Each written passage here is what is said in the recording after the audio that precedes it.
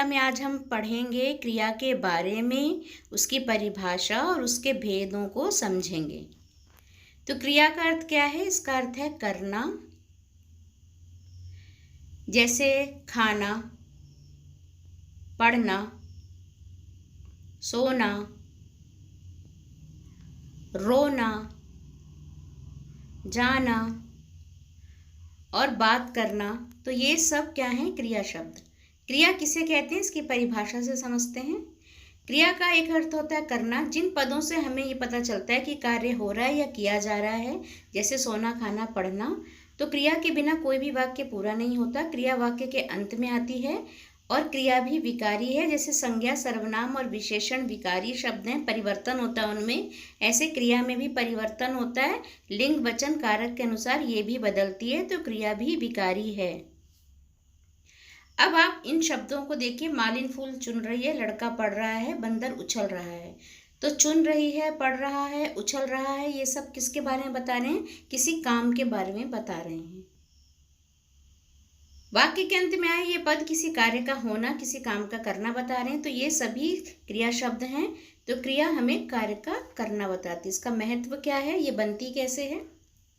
क्रिया हमें समय सीमा के बारे में संकेत देती है और इससे हमें वर्तमान, भूतकाल, भविष्य के बारे में पता चलता है, यानी समय के बारे में भी बताती है। अब समझते हैं क्रिया बनती कैसे है। तो क्रिया का जो मूल रूप होता है, यानी जड़, मेन रूप, मुख्य रूप धातु होता है। धातु से ये बनती है। जैसे लिखा, लिखिए, लिखो, लिखूंगा, इन सारे शब्दों में क्या समान है? इन सारे शब्दों में लिख धातु समान है। जैसे पढ़, लिख, जा, पी, चल, घूम, सो, खा, ये सब धातु है। क्रिया धातु से बनती है और अधिकतर शब्दों में ना लगाकर बनती है, जैसे पढ़ना, हंसना। क्रिया के उदाहरण देखते हैं। आकाश सोता है, रिया सेब खाती है, पवन पढ़ता है, नीना स्कूल जाती है, सोनू रोता है। तो जिन शब्दों के अंत में आप चिन्ह देख रहे हैं, रेखांकित शब्द देख रहे हैं, वो सब क्या है? क्रिया। वो सारे क्रिया शब्द हैं। तो एक बार हम इसे फिर से समझते हैं। क्रिया का अर्थ होता है करना और क्रिया का हर वाक्य में बहुत महत्व है। ये हमेशा वाक्य के अंत में आती है। ये किसी कार्य के होने के बारे में बताती है।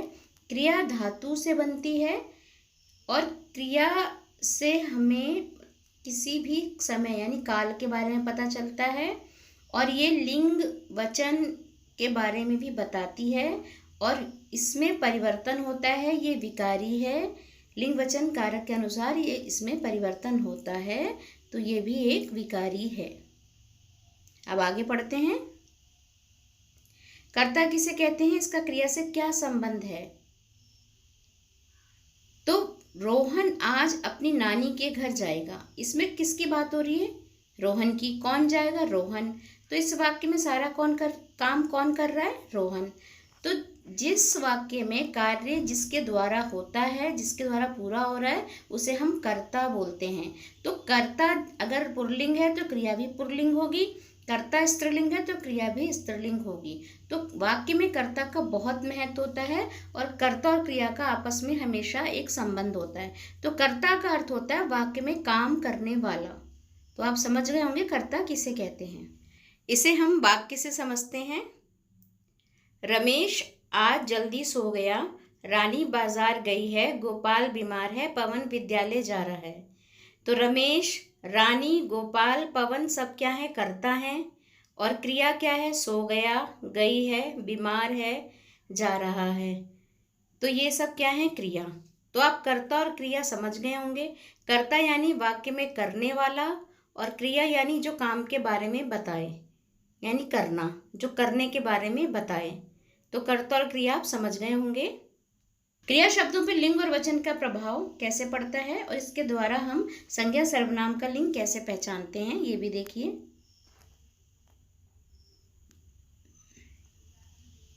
लिंग का क्रिया पर प्रभाव।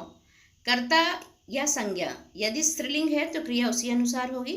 कर्ता यदि पुल्लिंग है तो क्रिया भी उसी के अनुसार पुल्लिंग हो जाएगी। उदाहरण से समझें लिंग का प्रभाव। जैसे गायक गा रहा है, तो गायक क्या है? पुल्लिंग शब्द है। तो गा रहा है, तो ये क्या हो जाएगा? कर्ता के अनुसार क्रिया भी पुल्लिंग हो गई, बदल गई।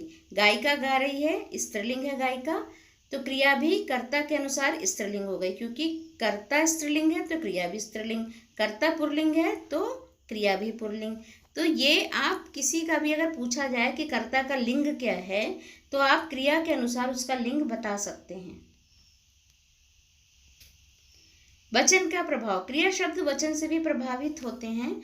जैसे बच्चा खेल रहा है, एक वचन में, क्रिया भी एक वचन में। बच्चे खेल रहे हैं, बहुवचन, तो क्रिया भी बहुवचन में है। तो ये मतलब जैसा कर्ता होगा वैसी ही क्रिया हो जाएगी। तो इस बात पर आप ध्यान दीजिए, विशेष ध्यान दीजिए कि लिंग और वचन आप कैसे पता कर सकते हैं कि उनकी क्रिया क्या है। क्रिया के माध्यम से हम किसी का भी लिंग वचन पता कर सकते हैं। संज्ञा और सर्वनाम पर प्रभाव, मीरा आज विद्यालय नहीं गई, पंकज आज विद्यालय नहीं गया, मैं आज बाजार जाऊंगी, मैं आज बाजार जाऊंगा। अब संज्ञा और सर्वनाम पर इसका क्या प्रभाव पड़ता है ये देखिए। तो इसे हम इससे समझते हैं। तो अब रेखांकित शब्द जो है, मीरा, गई, पंकज, तो मीरा और पंकज क्या है, संज्ञा शब्द हैं। तो मीरा स्त्रीलिंग है तो क्रिया भी स्त्रीलिंग है। पंकज जो संज्ञा है वो पुल्लिंग है तो क्रिया भी पुल्लिंग हो गई। मैं सर्वनाम शब्द है जो कि स्त्रीलिंग है, तो जाऊंगी भी स्त्रीलिंग हो गया, मतलब क्रिया। मैं पुल्लिंग है जो कि सर्वनाम है, तो क्रिया भी पुल्लिंग हो गई, जाऊंगा। तो ये आप समझ गए होंगे। तो इन वाक्यों में क्रिया संज्ञा और सर्वनाम के अनुरूप घट रही है। संज्ञा और सर्वनाम यदि स्त्रीलिंग है तो क्रिया भी स्त्रीलिंग होगी, यदि वे पुल्लिंग है तो क्रिया भी पुल्लिंग होगी। तो आप क्रिया के माध्यम से वाक्य में संज्ञा और सर्वनाम शब्दों का लिंग पहचान सकते हैं।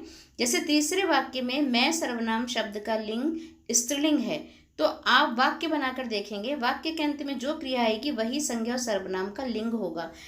एग्जाम में कई बार प्रश्न आते हैं कि इसका संज्ञा सर्वनाम का लिंग क्या है, तो आप इस तरह से लिंग पहचान कर उत्तर लिख सकते हैं। किसी भी संज्ञा सर्वनाम का वाक्य बनाकर देखिए, तो क्रिया में जो अंत में लिंग होगा वही संज्ञा सर्वनाम का लिंग होगा। अब क्रिया के भेद समझते हैं। क्रिया को दो भागों में बांटा गया है, पहला रचना के आधार पर, दूसरा प्रयोग के आधार पर। रचना के आधार पर क्रिया के 8 भेद हैं। सामान्य क्रिया, प्रेरणात्मक क्रिया, संयुक्त क्रिया, नाम धातु क्रिया, पूर्वकालिक क्रिया, अनुकरणात्मक क्रिया।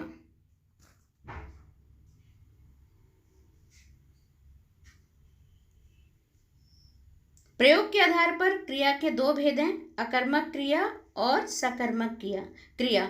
तो आज हम प्रयोग के आधार पर ही क्रिया के भेद पढ़ेंगे, अकर्मक और सकर्मक क्रिया के बारे में समझेंगे। अकर्मक क्रिया, अकर्मक शब्द का अर्थ है बिना कर्म के, अर्थात जिस क्रिया के साथ कर्म ना हो। इसे उदाहरण से समझिए, लड़की हंसती है, लड़की यहाँ पर करता है यानी सारा कार्य लड़की कर रही है, हंसती है क्रिया है, तो क्रिया का जो फल है, प्रभाव है, वो लड़की कर्ता पर पड़ रहा है। तो यहाँ कर्म नहीं है, बस कर्ता है और क्रिया है, इसलिए यह अकर्मक क्रिया है, क्योंकि यहाँ कर्म है ही नहीं। लड़की जो है वो कर्ता है और हंसती है वो क्रिया है, तो कर्म तो है ही नहीं यहाँ। तो मतलब सारा प्रभाव क्रिया का किस पर पड़ रहा है, कर्ता यानी लड़की पर। तो यहाँ पर कर्म गायब है, तो ये अकर्मक है। तो इससे आप समझ सकते हैं कि ये अकर्मक क्रिया है जिसमें कर्म नहीं होता। अकर्मक क्रिया की परिभाषा, जिस क्रिया का फल कर्ता पर ही पड़ता है वह अकर्मक क्रिया कहलाती है। इस क्रिया में कर्म का अभाव होता है। जो क्रिया प्रश्न पूछने पर कोई उत्तर नहीं देती उसे अकर्मक क्रिया कहते हैं। जैसे श्याम पढ़ता है, इस वाक्य में पढ़ने का फल प्रभाव श्याम पर ही पड़ रहा है, इसलिए पढ़ता है अकर्मक क्रिया है, क्योंकि सारा फल श्याम पर पड़ रहा है। श्याम करता है और पढ़ता है क्रिया है। अब अकर्मक क्रिया के उदाहरण देखिए, श्याम पढ़ता है, सांप रेंगता है, पूजा हंसती है। तो पढ़ता है, रेंगता है, हंसती है, ये सब क्या है, क्रिया है। अब हम प्रश्न करते हैं, क्रिया से प्रश्न करते हैं, क्या पढ़ता है, क्या रेंगता है, क्यों हंसती है। आपको कोई उत्तर मिल रहा है? क्या पढ़ता है, श्याम क्या पढ़ता है, सांप कहाँ रेंगता है, पूजा क्यों हंसती है। तो क्रिया से प्रश्न करने पर हमें कोई उत्तर नहीं मिलता, तो ये सब क्या हैं, तो ये सब अकर्मक क्रियाएं हैं, क्योंकि जो क्रिया प्रश्न करने पर उत्तर ना दे वो अकर्मक क्रिया होती है। आप समझ गए होंगे अच्छी तरह से। अब आगे हम सकर्मक क्रिया पढ़ते हैं। सकर्मक का अर्थ है कर्म के साथ, अर्थात जिस क्रिया के साथ कर्म हो। सकर्मक यानी कर्म के साथ, अर्थात जिस क्रिया के साथ कर्म हो, तो उसे हम क्या बोलेंगे? सकर्मक क्रिया। अब इसे उदाहरण से समझते हैं। श्याम पुस्तक पढ़ता है, तो श्याम क्या है? कर्ता है। पुस्तक कर्म है, पढ़ता क्रिया है। तो श्याम कर्ता हो गया, पढ़ता क्रिया है, तो बचा क्या? कर्म। तो यहाँ कर्म है, तो ये सकर्मक वाक्य है। अब आगे देखते हैं। श्याम यानी कर्ता और क्रिया है पढ़ना। श्याम क्या कर रहा है? क्या पढ़ रहा है? पुस्तक। उत्तर मिल रहा है हमें। तो क्रिया का फल यानी उसका प्रभाव कर्ता पर ना पड़कर सीधे पुस्तक पर पड़ रहा है। पुस्तक क्या है? कर्म। क्रिया से प्रश्न करने पर उत्तर हमें पुस्तक प्राप्त होता है। तो यह सकर्मक क्रिया है, क्योंकि यहाँ क्रिया के साथ कर्म है। यहाँ पुस्तक कर्म है, क्योंकि क्रिया का प्रभाव पुस्तक कर्म पर पड़ रहा है। कर्ता श्याम पुस्तक पढ़ने का कर्म कर रहा है, तो कर्ता अपना कर्म कर रहा है पुस्तक पढ़ने का, तो ये सकर्मक है। अब इसकी परिभाषा देखते हैं। जिस क्रिया में कर्म का होना जरूरी होता है वह क्रिया सकर्मक क्रिया कहलाती है। इन क्रियाओं का असर कर्ता पर ना पड़कर कर्म पर पड़ता है।